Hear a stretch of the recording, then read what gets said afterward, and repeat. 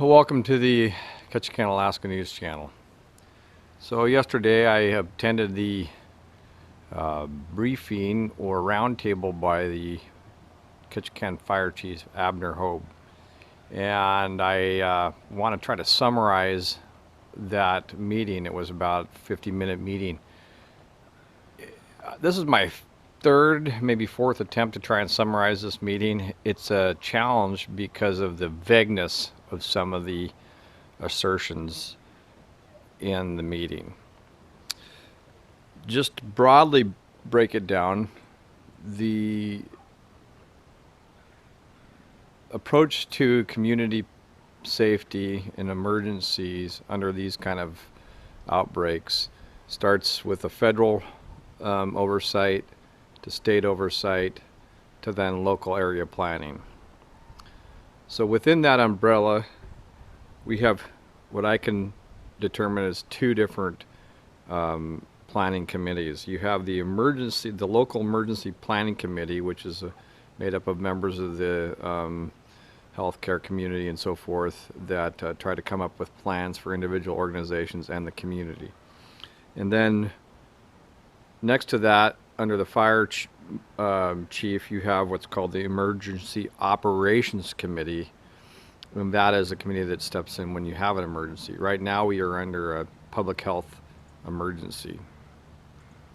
So we're operating under that. The state has a designation that it's put out on that, and so is the local Emergency Operations Committee, and that is kind of a mild designation right now. So as people ask questions, there were lots of questions that were submitted beforehand. They then went around the table and had people like the stevedoring people, Rick Erickson, respond to some of the questions. The Ports and Harbors, Steve Corporon, responded. Representative from the Ketchikan General Hospital, Public Health, all responded to their area of expertise. So to summarize what they said, if you have symptoms of flu-like symptoms, the recommendation is to call your provider ahead of time. Describe your symptoms and let them direct you. They do not want to overload the healthcare system with mild or seemingly innocuous cases of illness. If you're directed to go in and get tested, you're gonna go in. They're gonna take a sample, and this sample then is sent to the state lab.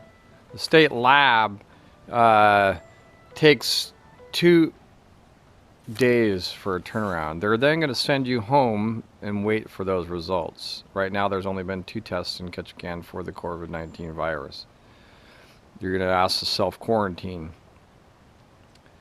If you come back positive, you're going to be sent home and told to self-quarantine.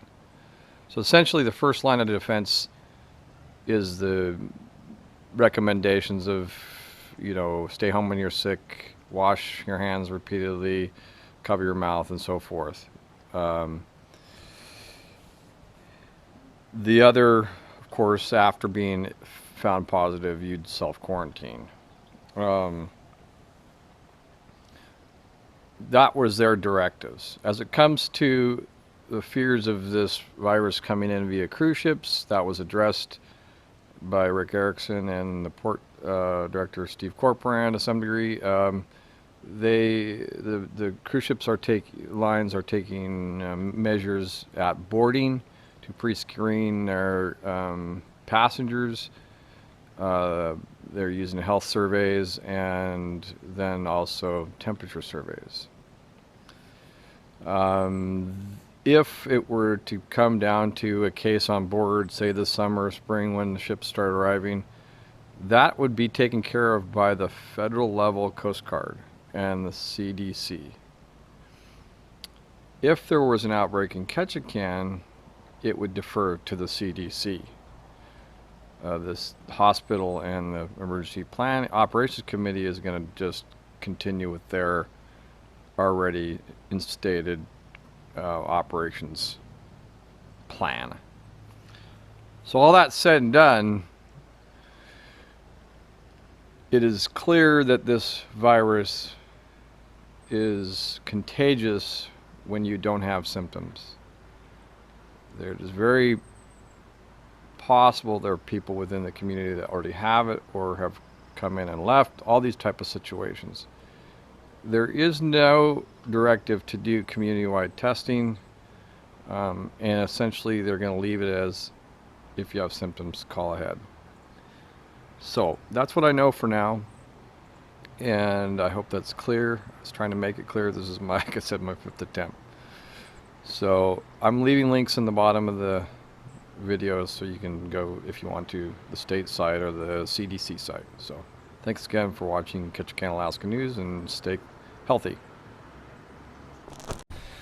Hey, thanks for watching Ketchikan, Alaska News. This is a little hobby effort of mine to try and bring one daily story to people here in Ketchikan or past members of the community, people who love and like Ketchikan. I try to do just political stories or stories of interest, sports and so forth. If you have any ideas or suggestions, you can email me at ketchikanalaskanews@gmail.com. You can also contribute. It takes a little bit of money running around doing this kind of thing. So there's a donate button on the opening page of the YouTube channel. It helps if you subscribe, like, comment, share all these videos that are free to do that. So please do that. Any other comments or suggestions, just give me an email or give me a call. Thanks again for watching Ketchikan, Alaska News. Don't you love that snow?